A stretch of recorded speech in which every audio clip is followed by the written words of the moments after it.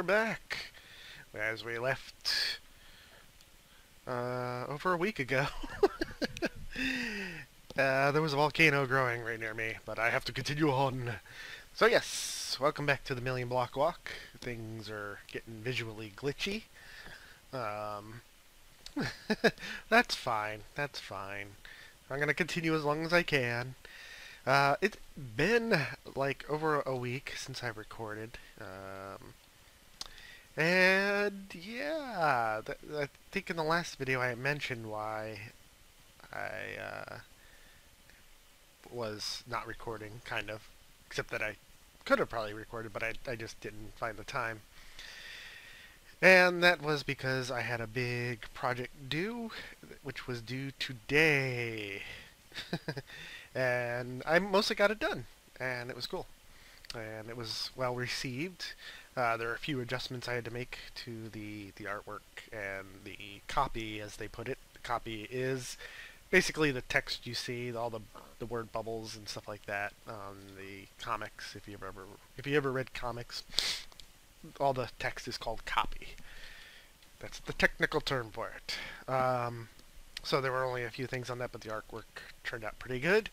There are 3 more pages I still have to do, but that is not the primary focus right now. The primary focus is getting the demo comic, the second demo comic now, to the producers, so that they, anybody who produces for movies, I don't know if you know this, are the people who basically give money to it. So essentially this project, for what it needs, is money. I'm not asking you guys, but it gets presented to basically people who produce movies and television shows and stuff like that, and they decide whether or not, based on what is presented, if they want to invest in this, if it's going to be a good investment. Desert Turtles! And that's what we're aiming for at this point with the project.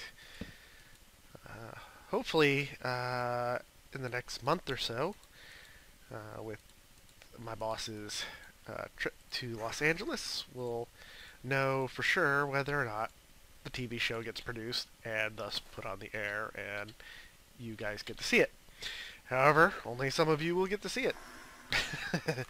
I don't know how keen your parents are on adult programming, but I mean, it's no more adult than, say, True Blood or Game of Thrones, let's say. But it is going to be a cable show as far as that's concerned. That's the goal for it. Just merely based on its storyline and content. So you have to have cable, and you would have to have parents who are okay with that. If you are old enough, then you get to watch it. And you have cable, of course. I'm not shill for cable, but if you want to watch the show I'm helping work on, then that's what you'll have to do. And excuse me, I have to itch my ear, so I'm going to turn off my microphone for a second.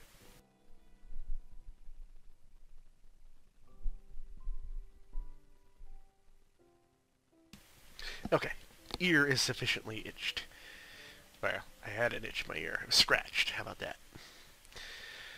So yeah, Million Block Walk, 70,000 we're just approaching. We're back out into the oceans, and gonna record for a little bit and talk, and because it's been so long since I've talked to anybody, and I'm still not really talking to anybody. I'm just talking to myself into the middle of the air, and it's some night boating for us again, which means we're gonna be dodging things like earthquakes at night. How nice.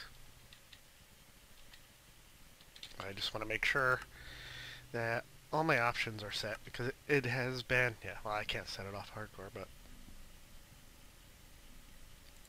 I did want to set the brightness up a bit,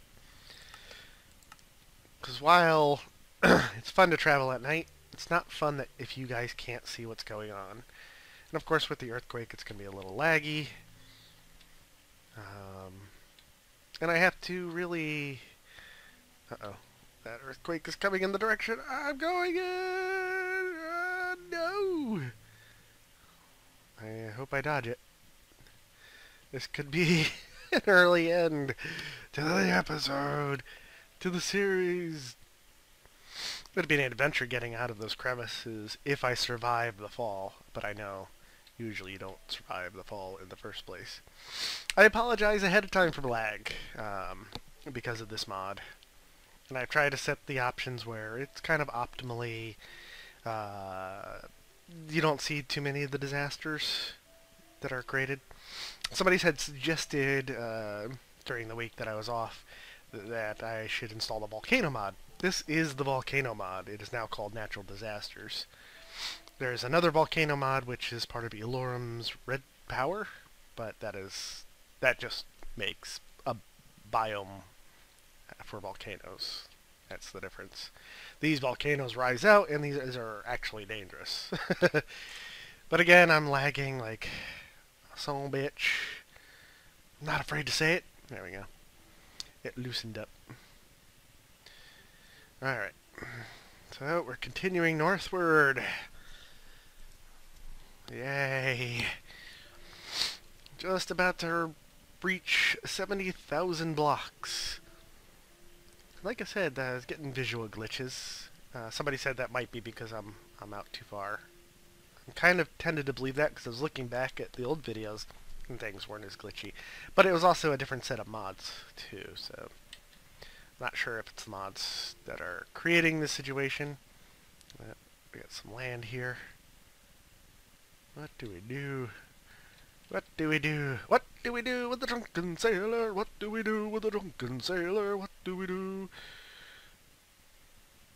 with him early in the morning? However that song goes. It's an old sea song, I guess. An old sailor song. When I actually heard on an old HBO movie. It's like one of those family movies where they were living in Alaska, and it was kind of a stupid show. Anyway. So yeah, I'm finished with my project. Well, finished as in it's the finish of the beginning. And from here, it will become bigger and bigger if the project gets approved for funding. And at that point, once it gets the green light, that is going to be the most awesome day. You guys are actually going to hear me cheer. From whatever state or country you're in, you're going to hear the biggest yell that you've ever heard. Yeah! Yeah!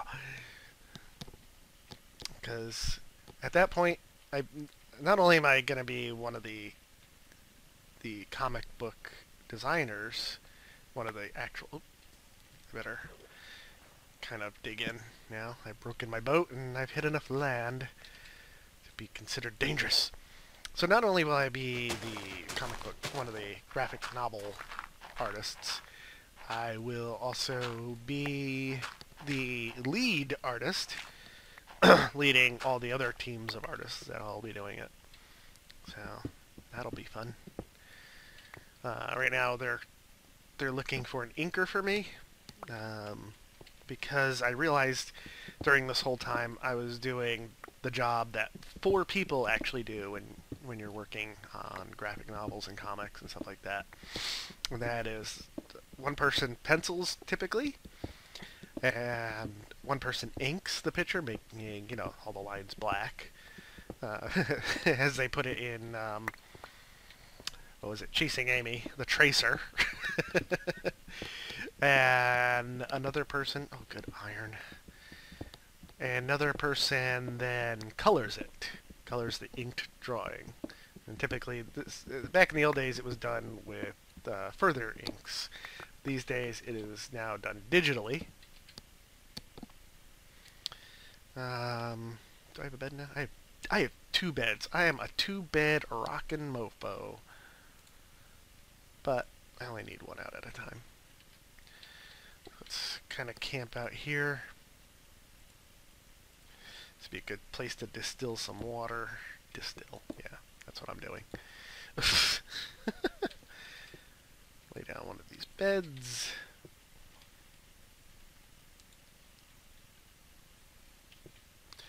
And make some new torches, because I've been laying down torches like indiscriminately and not really considering my limited supply.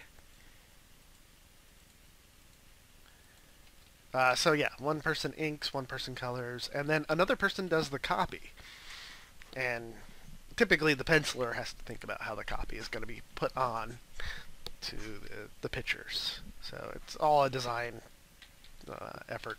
And you also have the writer, which I didn't have to take care of. But I've been doing the penciling, the inking, the coloring, and the copy. That's the job of 4 people. And you know, for a comic that is only 10 pages long, even still, that is a lot of work per page. And typically you get a page rate and stuff like that. Depends on how you sign up for your various projects. Right now, I'm not making any money on this particular project. It's more of an investment in time. Hopefully it'll become something that, and you gotta sometimes take these risks, but when you take these sort of risks, you also have to make sure that you can support yourself while you're doing it. Kind of like why a lot of actors and actresses do waiting jobs while they're looking for work as an actor and actress. You gotta do the same thing in any art. So let's open up another backpack, and let's move these stakes around. More leather. Should I make another backpack? I don't really need another backpack, do I? I do need to seal myself in. Oh no, I need water. I still need to arrange all this stuff. I got stuff coming out my ears. So yeah, basically it was the work of 4 people through this whole week. And I did 6 pages out of the 10 at one, if you include the and if you also include the covers, but I really don't in that particular work. So yeah, it was interesting. My hands were hurting. I didn't really get to talk to anybody. I fell behind on housework up till today. I finally got to do it. And soon I have to go to lag in the late night to do lag in the late night. Yeah. That's where I'm at. Of course, I was talking to people through private messages here on YouTube, and I apologize that I haven't continued those discussions, but they were getting so involved as far as the conversations, keeping up with everybody and their opinions about life and the universe and stuff like that, which is cool. I'm always glad to hear people's views on the universe and how things appear to work for them, even if I don't agree with them. And today, oh, the sun's coming up already. I didn't even have to really camp out. But I am going to have to babysit this water for a little bit. So we'll keep talking. Keep talking, man. So I'll put this down here. So, yeah, I learned that hopefully not this coming weekend, but the weekend of March 24th, I'll be heading down to Washington, D.C.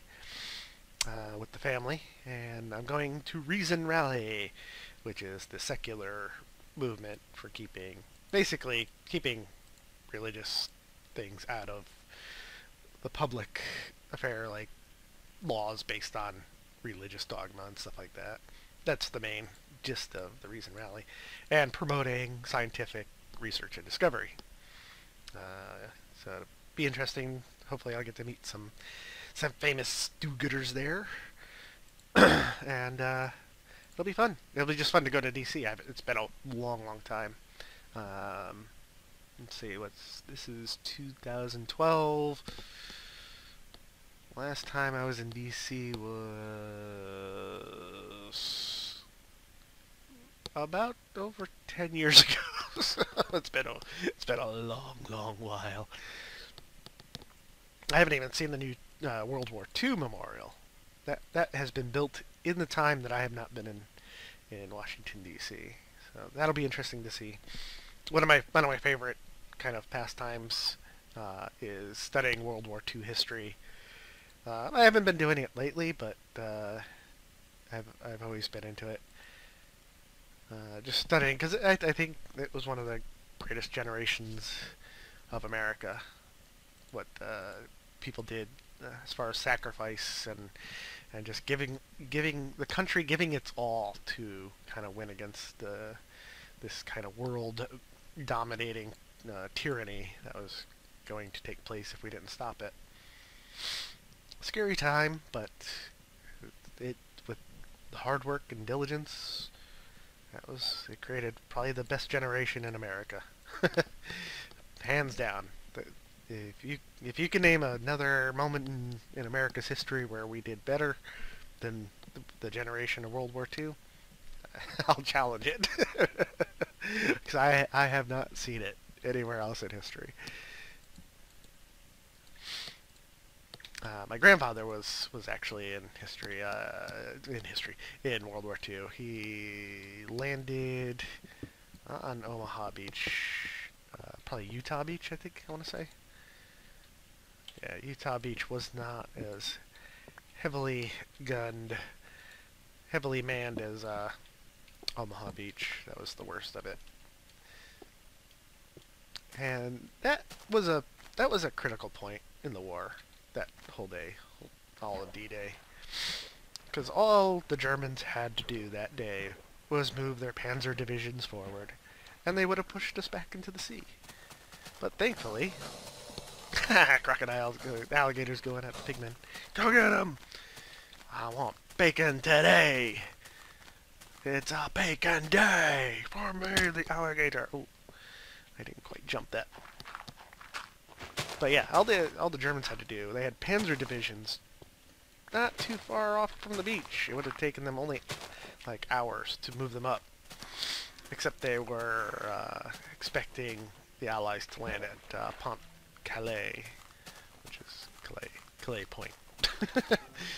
The closest point between France and England. But we didn't do that. Instead, we landed in Normandy, which was what everybody else was predicting. So, but they had all of the wow, that's a big pit. Imagine me falling down there. Series end. But yeah, that was critical, and it almost didn't go off because of the weather. It kept raining and raining and raining, and finally there was a break. And we charged forward with all those boats and all those men. They charged those beaches. I mean, it's not that there was no fighting on any one of the beaches. They were fighting on every one of the beaches, but particularly they had trouble on Omaha Beach because of equipment that didn't get to shore. There was just either the equipment got destroyed, held up, or was not, or didn't go to the right beach. That was another problem. And still, they managed to do it. Still managed to punch through. One of my favorite movies, although it's not completely accurate, is The Longest Day. If you haven't seen that movie, go watch The Longest Day. It's pretty good. Another good World War II movie, even though it's still not historically accurate, is A Bridge Too Far, which is about our advance into Germany, or our attempts to advance into Germany through Holland, and how we try to charge a whole bunch of bridge all the way to the Rhine, and ended up failing. We ended up getting held up because of intelligence failure, and we miscalculated what the Germans had at the, I forgot what the name of the bridge is right now, off the top of my head. But it wasn't till we hit Remagen that we actually got into Germany. And I've actually been to Remagen. I remember the old bridge that the first bridge that we were able to cross.